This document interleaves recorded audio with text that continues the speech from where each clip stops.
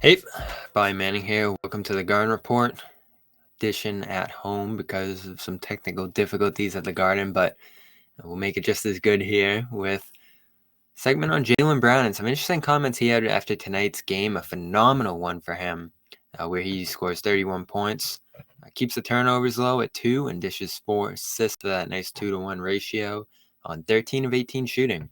Bounces back from some difficult games on the road over this last trip here, where turned it over 7 times in New Orleans, 5 in that loss to Chicago on Monday, and 3 in Atlanta to kick it off, 5 about a week ago against the Thunder. So he had been on this run, 7 against Memphis earlier this month, a high turnover month for Brown. Gets his second best outing in terms of keeping those low in this one, but it was really his ability to get out ahead of the defense, finish with some big bodies in the paint, go on scoring runs as the Mavericks threatened in both the first and second half to cut those off, extend some leads. The Celtics led by as many as 27 in this one, and he was a big part of that. End of the first quarter, end of the third quarter, those runs that Brown were able to get on nicely complemented Jayson Tatum's big scoring night, which we talked about in our last video over on Celtics All Access. But through the string of inconsistency, ups and downs this year, I talked to Marcus Smart in the locker room about what they're trying to do when he gets into those funks, when he's dribbling in the spaces and getting trapped and turning the ball over. They've talked a lot about having outlets available for him, letting the spacing free him up so he can get off the ball like Jayson Tatum has at times this year.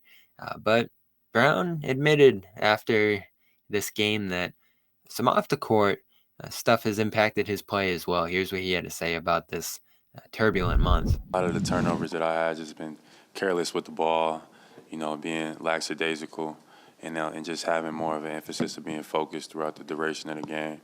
It's not even a matter of anything the defense is doing.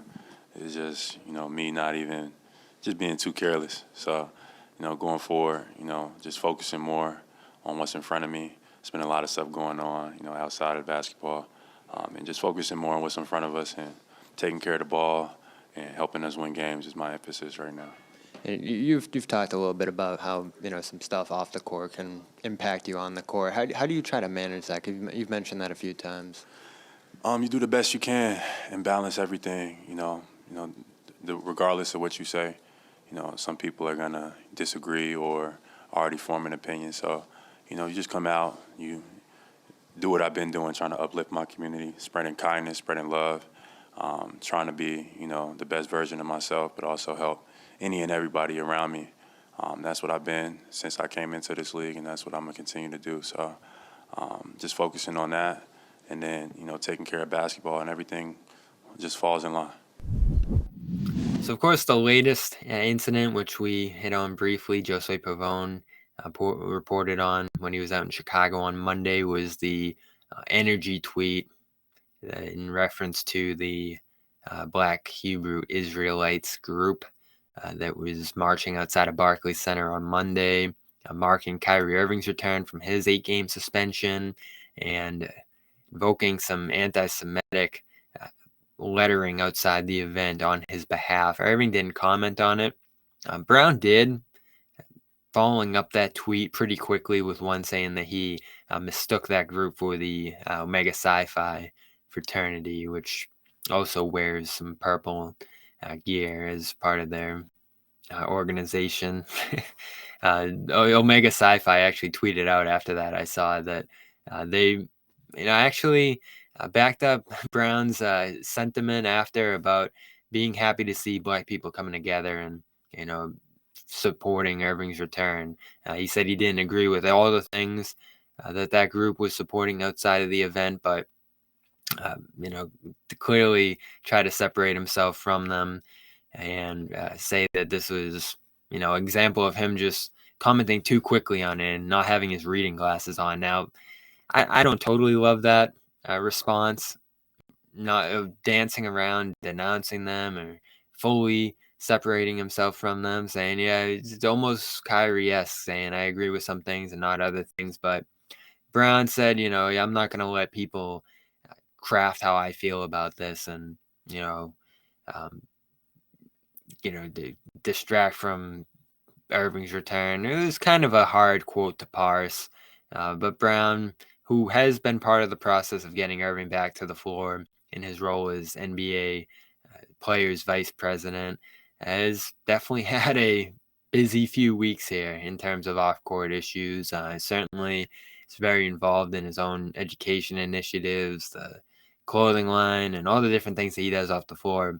This latest incident, self-inflicted. You still saw even some frustration in terms of the response and how he, was responded to in the aftermath of that. But, I think you got to be able to identify what group you're associating with. And did he backtrack successfully? Probably. He's going to be able to move on from this. I don't think there's going to be an Irving-like incident in the aftermath of his comments there. But I think he probably could have done a better job, not only separating himself from it, but emphasizing the seriousness of anti-Semitism in this moment as, threats continue to ramp up. And of course, there's been other rhetoric thrown out there by notable figures against Jewish people in this country. So that's all I got on that. Brown trying to balance on the court, off the court right now, and acknowledging that it's seeping into his play, and he's going to try to focus on that ball control, winning games, and just being a presence within this team. I asked Jayson Tatum about how guys within this group look to support Brown or anybody really that's going through something. And Marcus Smart talked about his 2020-21 season where everybody was going through a little bit of something off the court. And, he said that, when they're within that room, guys realize when other guys are going through some stuff and, they react accordingly. So Brown, nice to see him bounce back through some struggles and distractions recently.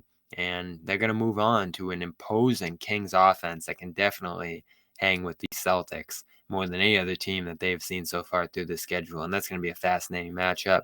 Brown's going to have to be on his game because Kings have a 1-2 punch themselves between De'Aaron Fox and Domantas Sabonis. We here at the Garden Report, our 1-2 punch is Athletic Greens, athleticgreens.com/garden.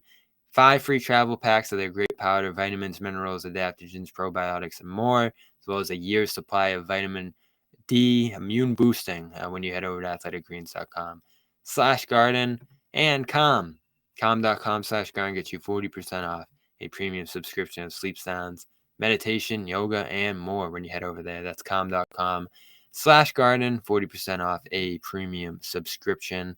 I'm Barry Manning. This has been the Garden Report. Happy Thanksgiving. Appreciate you all continuing to support the coverage here. We're very thankful for you. And we will see you on Celtics postgame and from TD Garden on Friday for Kings Celtics, 8 p.m.